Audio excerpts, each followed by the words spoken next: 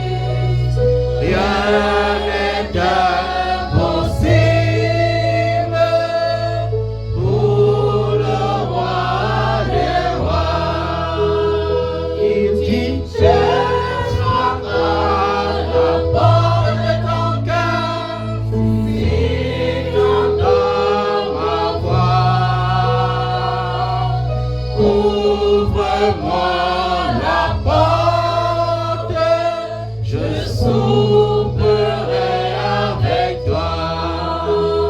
Il dit, c'est le chemin et la vie. Nul ne vient au Père que par moi, je suis le pain de vie. Il dit, si tu manges de ce pain, tu n'auras jamais faim. C'est celui qui a en moi n'aura plus jamais soif.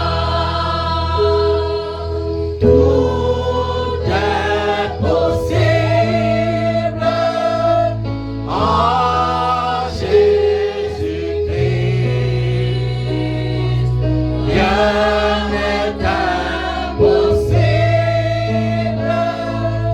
pour le roi des rois. Tout est possible en Jésus-Christ. Rien n'est impossible pour le roi des rois. Alléluia. Est-ce que tu crois que tout est possible? Alléluia. Est-ce que tu crois que tout est possible? La seule chose qui rend la puissance de Dieu impossible, c'est l'incrédulité. La seule chose qui rend la puissance de Dieu impossible, c'est le fait que tu refuses de l'accepter. C'est le fait que tu refuses de croire en lui. C'est le fait que tu refuses de manger sa chair et de boire son sang. Alléluia. Il dit, celui qui me mange n'aura plus jamais faim. Je suis cette fleuve qui coulera jusque dans la vie éternelle. Laisse-moi te dire quelque chose. On n'a plus besoin d'aller dans la Bible fouiller l'exhortation, parce que ça c'est l'exhortation. Qu'est-ce qu'il dit dans Apocalypse 3 verset 20? Voici, je me tiens à la porte et je frappe. Si quelqu'un entend ma voix et ouvre la porte, j'entrerai chez lui, je souperai avec lui et il soupera avec moi. N'est-ce pas merveilleux de manger à la même table avec le Seigneur Jésus? Cela ne peut se passer que dans le lieu secret. Dis avec moi le lieu secret. Le lieu secret. Et qui connaît le lieu secret ici? Qui connaît le lieu secret? Puisqu'il dit dans sa parole, si tu veux prier, ne prie pas comme ces pharisiens qui prient dans les coins de la rue. Et aujourd'hui, malheureusement, il y a trop de pharisiens. Nous, les pentecôtistes, on est même les premiers pharisiens parce qu'on veut tout prouver par la chair. On prie, on tape les murs, on prie, on saute partout, on prend même la machette pour prier avec. Non, non, non, ce n'est pas ça. Ça, c'est un zèle amer. Il dit, la prière qui est exaucée, c'est cette prière qui se passe dans le lieu secret avec ton Père. Alléluia. Amen. Entre dans ta chambre, ferme la porte. Ça veut dire quoi? Ouvre ton cœur, fais entrer l'esprit et verrouille le système. Alléluia. Lorsque tu as verrouillé le système et que seul le Saint-Esprit règne en toi, alors tes désirs deviennent des ordres. Tu commences à vivre l'accomplissement de ce que Dieu dit. Je donne au-delà de ce que tu penses et au-delà de ce que tu demandes. Amen. Parce qu'il dit dans sa parole, avant que tu n'ouvres la bouche, je sais il y a ce dont tu as besoin. Qui connaît tes besoins plus que ton Créateur? Qui connaît ton besoin plus que ton Créateur? Mais il veut cette synchronisation. Il a laissé l'héritage et l'héritage c'est le Saint-Esprit. Je ne vous laisserai pas orphelin. Alléluia. Mais je vous enverrai un nouveau consolateur. Il prendra de ce qui est en moi et il mettra en vous. Ça veut dire que quoi?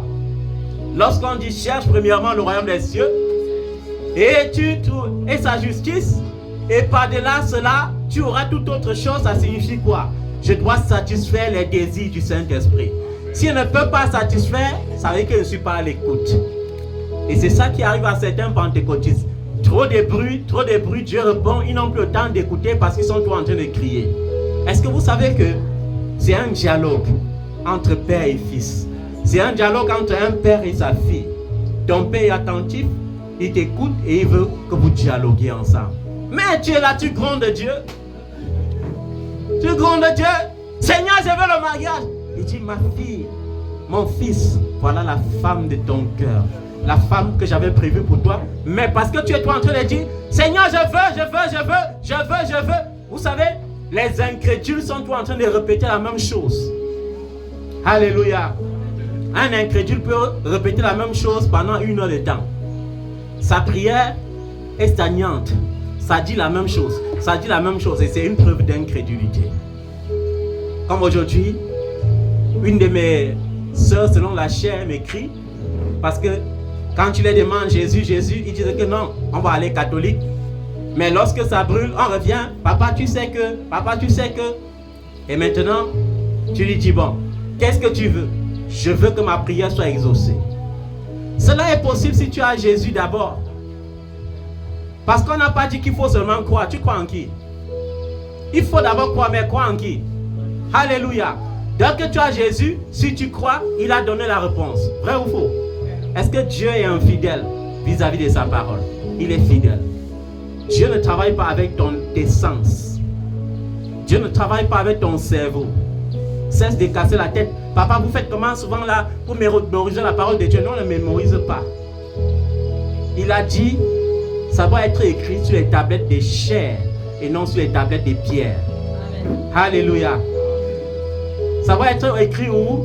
Sur les tablettes de chair et non sur les tablettes. Quand Dieu dit que ton corps est l'habitation de Dieu en esprit, ça veut dire que tu peux l'honorer avec tout ton corps, mais il vit où?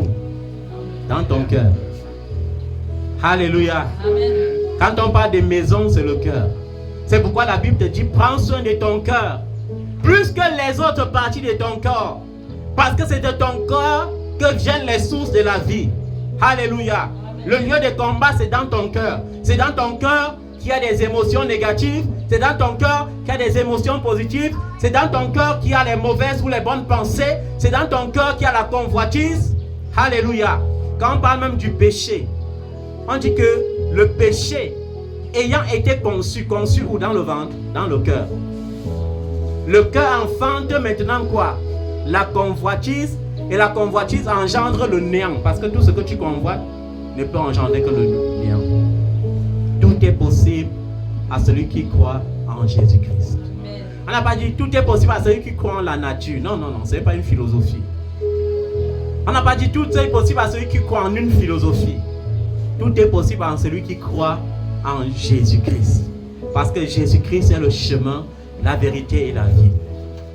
Il est l'alpha et l'oméga. Il était là au commencement et il est là à la fin. Alléluia. Il n'a ni commencement de vie, ni fin de jour. Il était là. C'est pourquoi dans le livre de Colossiens, l'apôtre Pierre, l'apôtre Paul, il te dit bien que Jésus-Christ est l'empreinte du Dieu vivant. Il est l'image visible du Dieu invisible. Car par lui, on a dit par lui, on n'a pas dit par quelqu'un, par lui. Et ensuite encore, il y a quelque chose comme nuance. Et pour lui, ont été créées toutes choses dans les cieux et sur la terre. Les choses visibles, c'est que tu peux voir. Et les choses invisibles, c'est-à-dire ce que tes yeux physiques ne peuvent pas voir. Les trônes, alléluia, les pouvoirs, les dignités, les dominations, alléluia. Amen. Toutes ces choses ont été créées par lui et pour lui. Amen. Et il désire une chose, c'est que tu es cela dans ce siècle. Et dans le siècle à venir, la vie éternelle. Mais c'est un problème de choix. Lazare avait choisi de ne pas avoir ces choses sur cette terre. Et curieusement, non, il faut chasser l'esprit de Lazare. Parce que les deux Lazare là, leur esprit là, ça n'en donne pas. Lazare, ami d'Abraham, mendiant. Lazare, ami de Jésus, la maladie vient le terrasser jusqu'à ce qu'il meurt. Non, c'est qu'il y a quelque chose qui ne va pas. Nous allons faire le bon choix. Le bon choix, c'est de le suivre. Le bon choix, c'est de se comporter comme des héritiers de Dieu. Le bon choix, c'est de se comporter comme les co-héritiers de Christ. Alléluia. Est-ce que tu es héritier de Dieu? Est-ce que tu es co-héritier de Christ? Parce que lorsque tu es héritier de Dieu, tu es capable d'hériter de ces choses sur cette terre. Mais pourquoi est-ce que les chrétiens prient beaucoup, comme je disais l'autre jour, et ils n'ont rien? Parce qu'ils prient pour satisfaire leur convoitise. Il n'y a pas Dieu dedans. Il n'y a pas les intérêts de Dieu dedans. Quand tu demandes le milliard, s'il n'y a pas l'intérêt de Dieu dans le milliard, tu demandes en vain. Alléluia. Amen. Seigneur, je veux voyager. Est-ce qu'il y a la gloire de Dieu dedans? Seigneur, je veux me marier. Est-ce qu'il y a la gloire de Dieu dedans? Parce que si quelqu'un te prêche que tout le monde est né pour être riche, il a mal prêché. Mais ce qui est sûr, c'est que celui qui est pauvre en Christ ne mendie jamais son pain. Amen. Alléluia. Amen. Celui qui est pauvre en Christ ne manque pas de quoi se soigner. Alléluia. Amen. Mais si je te dis que nous tous nous sommes nés pour être milliardaires, c'est que j'ai menti. C'est que c'est à l'évangile la flatterie. Est-ce que tu comprends ça? Dans l'église primitive, il y avait plus de pauvres que des riches. Vrai ou faux? C'est pourquoi les riches de ce siècle-là n'avaient pas la mentalité des riches qui sont à l'église aujourd'hui. La mentalité des riches à l'église aujourd'hui, c'est quoi? On est amis de l'homme de Dieu. Et on méprise le peuple de Dieu. Et l'homme de Dieu est complice. Parce que s'il n'est pas complice, on ne prend plus soin de lui. Mais comme je le dis toujours, que le Seigneur me préserve la corruption. Non, non, non, non. Je veux être l'ami de Jésus. Amen. Alléluia. Amen. Je veux être l'ami de Jésus. Je veux faire sa volonté. Il était riche. Mais il s'est fait pauvre. Alléluia. Amen. Jésus n'a pas seulement mangé avec les pauvres. Il a mangé avec les riches. Est-ce que quand on parle de Zachée, Zachée était un pauvre? Non. Est-ce que Matthieu était un pauvre? Non. C'est pourquoi on a dit, il est ami des gens de mauvaise vie. Alléluia. Amen. Et il a dit que quoi? Jean est né parmi vous. Il ne mangeait pas. Il ne buvait pas. Vous avez dit qu'il a un démon. Maintenant, le Fils de l'homme mange et boit. Vous dites maintenant qu'il est ami des publicains. Et les gens de mauvaise vie. Les gens auront toujours à dire, mais toi demeure dans la vérité. Amen. Parce que ce qui va t'affranchir, c'est la vérité. Amen. Alléluia.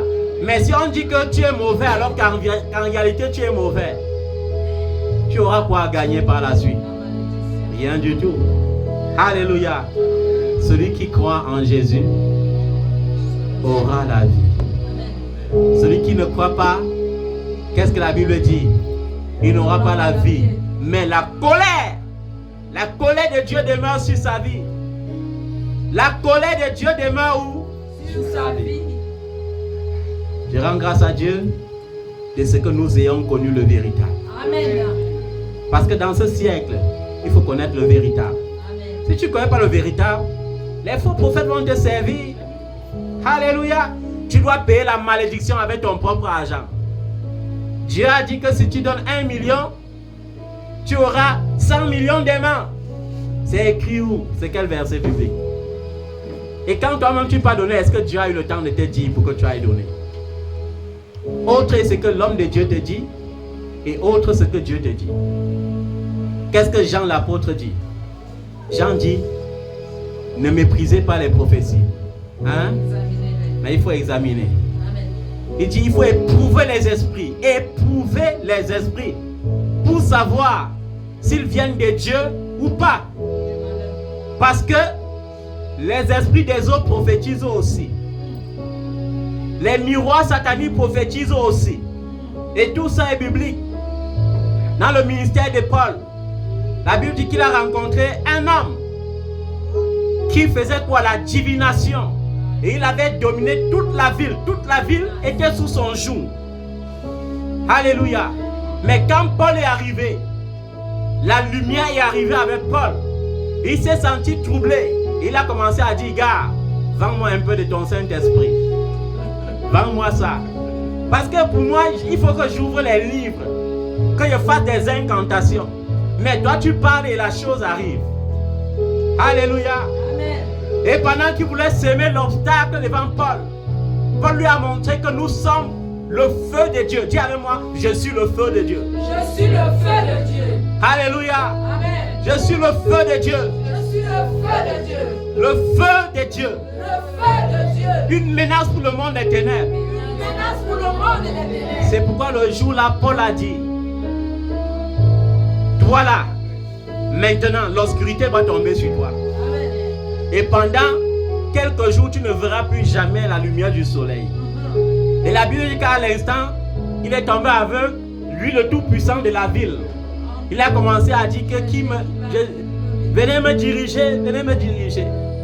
Parce que Jésus est cette lumière qui brille.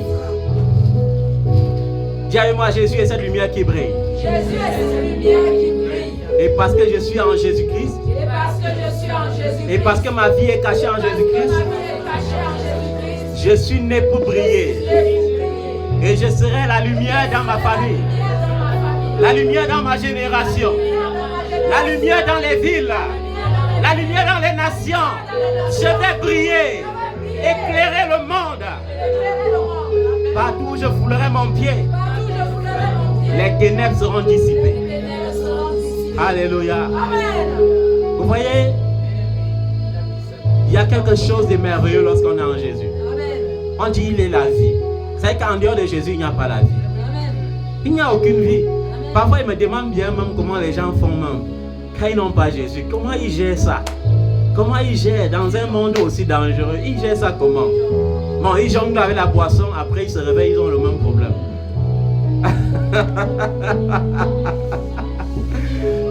Ouais, mon Dieu. Entonnons encore ce chant. Alléluia.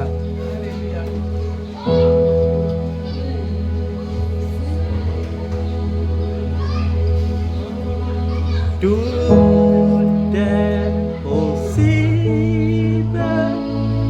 en Jésus. Rien n'est impossible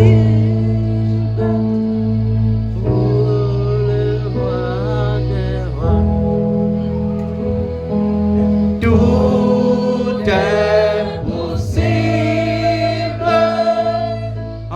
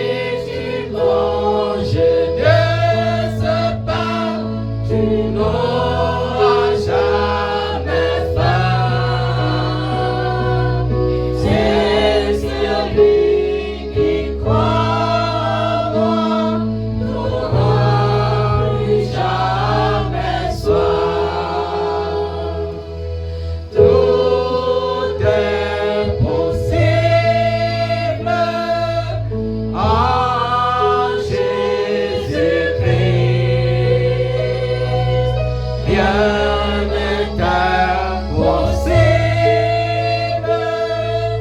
pour le roi des rois. Tout est possible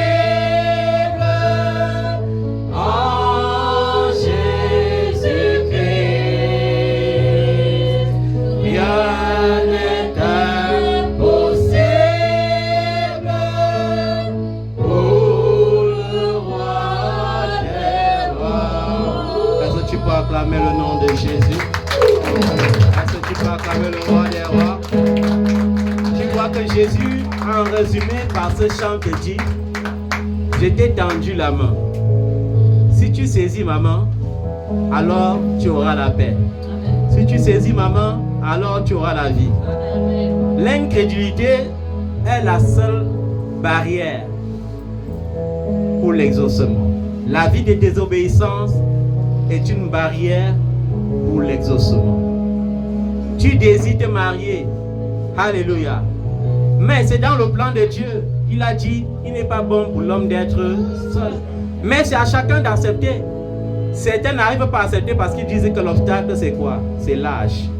Ils se créent des complexes, ils se créent des barrières. Non, non, non. J'ai déjà 60 ans. Est-ce que je dois encore penser au mariage? Non, non, non, non. Ah, moi je peux vivre seul. Le mariage n'est pas une fin en soi. Mais quand viendra la solitude? Quand viendra la solitude, tu te souviendras que Dieu a dit qu'il n'est pas bon pour l'homme d'être seul. Tu veux travailler, c'est le plan de Dieu. Quand Dieu a créé Adam, la première bénédiction qu'il a donnée à Adam, c'était quoi? Le travail. On dit qu'il l'a placé au jardin d'Éden pour qu'il cultive le travail d'Éden. Le jardin d'Éden, c'était le premier travail d'Adam. Avec le travail sur le plan de Dieu. Maintenant, c'est à toi d'avoir le choix. Jésus, j'accepte. Le problème, c'est que nous passons le temps à discuter et après on jeûne. Après on discute encore. On ne jeûne pas pour dire Seigneur, j'accepte de me marier. On jeûne pour discuter avec Dieu. C'est-à-dire, on a plusieurs formes de disputes. Seigneur, les femmes qui viennent devant moi sont les femmes courtes. Moi, j'aurais voulu une femme géante. Les femmes qui viennent devant moi sont les femmes noires. Moi, j'aurais voulu une femme brune. Les femmes qui viennent devant moi sont les femmes brunes. Moi, j'aurais voulu les femmes noires. Moi, je veux seulement le blanc. Moi, je veux seulement le métis. Ça, c'est une manière de contester avec son Créateur. Ah, c'est aussi simple d'aller vers le Créateur et dire Seigneur, ce que tu veux, ce que tu as prévu pour moi, donne-moi. Alléluia. Amen. Tu veux être riche, c'est un choix. Commence par la libéralité. Est-ce que tu es libéral? Vous savez, celui qui sera pauvre a une mentalité. Quand il entend la voix de Dieu qui dit va dans tes 10 000, donne 1000 francs là-bas, donne 1000 francs là-bas, qu'est-ce qu'il dit à Dieu? Non, ce n'est pas la voix de Dieu ici, c'est ma pensée qui me tourmente.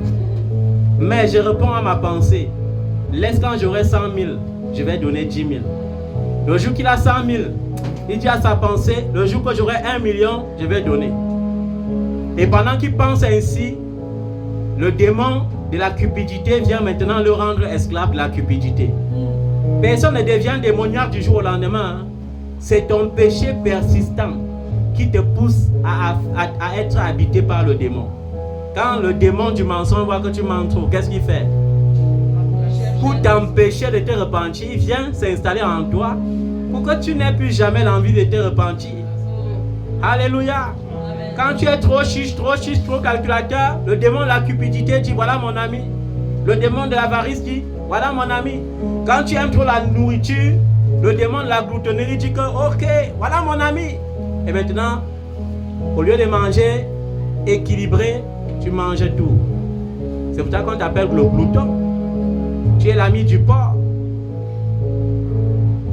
Mais c'est même pas ce que Dieu veut pour toi. Amen. Est-ce que tu comprends ça, bien-aimé? Amen. Moi, je suis béni par cette louange. Qui n'est pas béni par ça? Ça a créé un nouvel élan en moi. Alléluia. Ah, qui n'est pas béni par ça? Qui lève la main? Alléluia. Saisis ton offrande.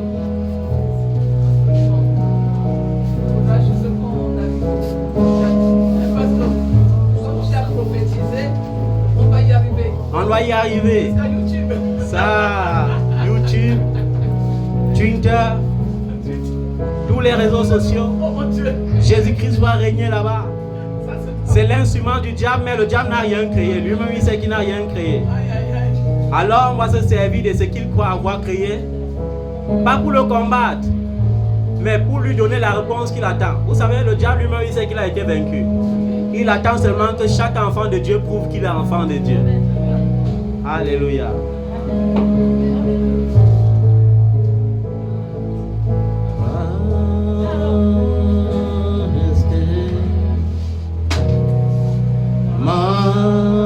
Majesté, ta grâce m'a trouvé tel que je suis. Si voilà la vie pour toi, Père de vie.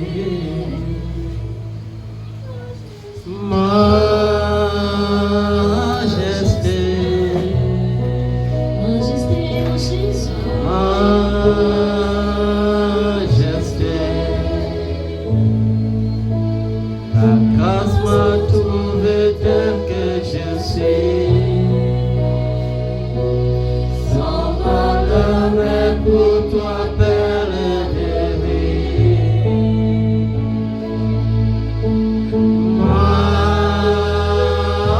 Majesté, Majesté en Jésus. majesté, ta grâce m'a trouvé tel que je suis. J'étais sans valeur, Sans valeur, mais pour toi, perle de vie.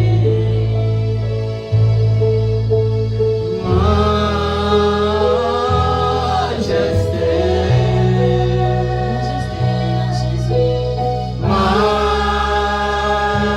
majesté, ta grâce m'a trouvé tel que je suis. Pourtant j'étais sans valeur, Sans valeur, mais pour toi, perle de vie.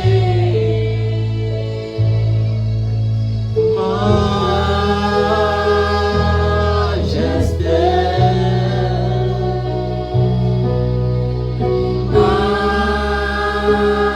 majesté,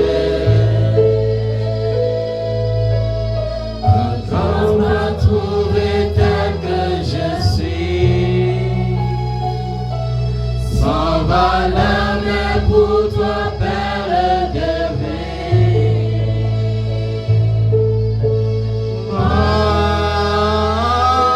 Majesté,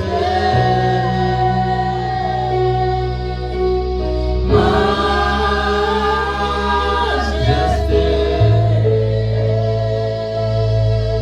ta grâce m'a trouvé tel que je suis. Sans valeur, mais pour toi, perle de vie. Alléluia. La Bible dit, la pierre qu'ont rejeté les bâtisseurs est devenue la principale des langues. Dans ta famille, tu peux vivre le rejet parce que tu as choisi le véritable. Dans ta famille, les gens peuvent te traiter de fou et de folle parce que tu as choisi Jésus-Christ. Mais il est avantageux pour un homme d'abandonner la religion et de connaître la vérité que de persister dans la religion et d'aller en enfer. C'est pourquoi je te dis, bien-aimé, tu as choisi la bonne part. Amen. Cette bonne part qui ne te sera jamais ôtée.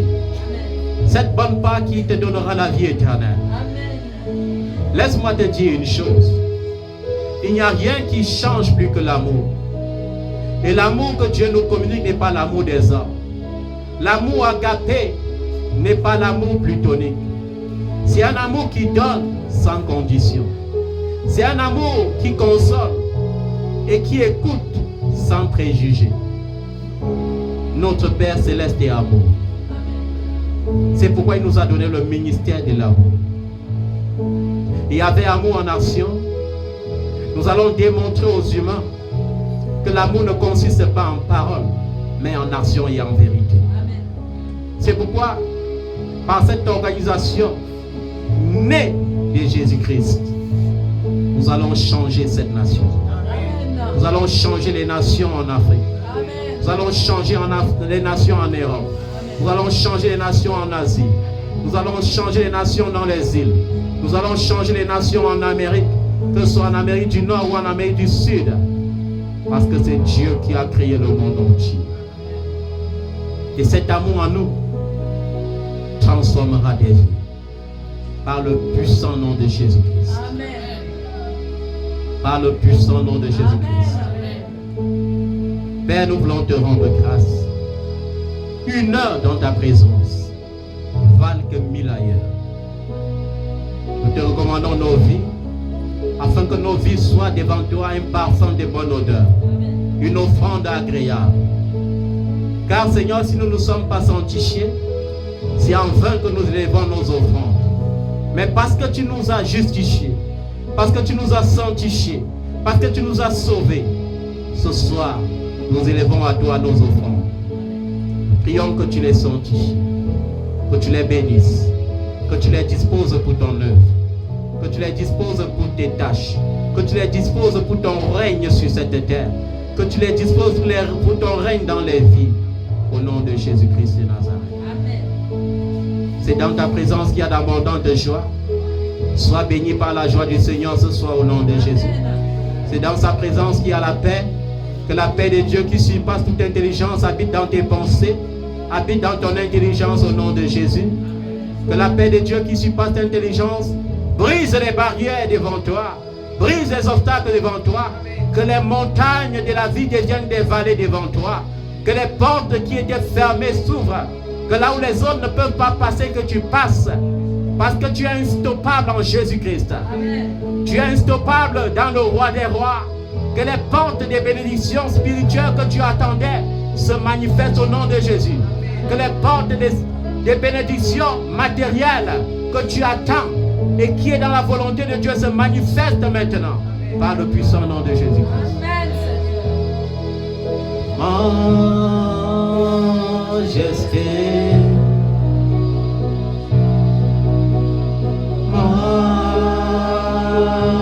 majesté, ta grâce m'a trouvé tel que je suis, sans valeur mais pour toi perle divine. Père, au nom de Jésus, viens accomplir ta parole, viens accomplir tes promesses. Tu as dit, mettez-moi en sort dans l'épreuve. Mais vous verrez si elle n'ouvre pas pour vous les écluses des cieux. Père, c'est toi qui as ordonné la dîme. Et notre Père dans la foi, Abraham, a donné la dîme de ses biens à Melchisédek. C'est pourquoi, Seigneur, nous suivons les traces de notre Père. Viens nous bénir comme tu as béni notre Père. Viens accomplir les bénédictions que tu avais transmises à notre Père. Et que ton règne revienne encore. Que ton règne se manifeste dans cette vie. Que ta gloire se manifeste dans cette vie. Que les limites soient brisées. Que les frontières soient élargies. Que la rosée du ciel arrose encore. Et que le dévoreur soit chassé au nom de Jésus-Christ.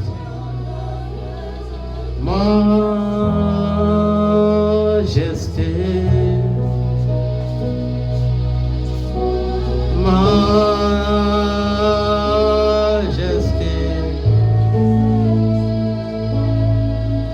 ta grâce m'a trouvé tel que je suis, sans valeur mais pour toi perle divine.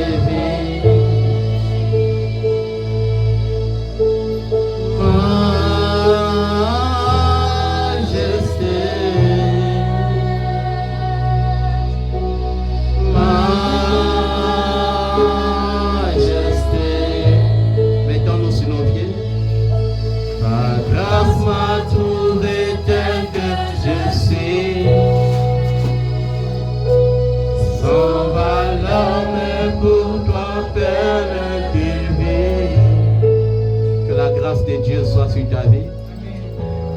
Que sa faveur t'accompagne partout où tu iras.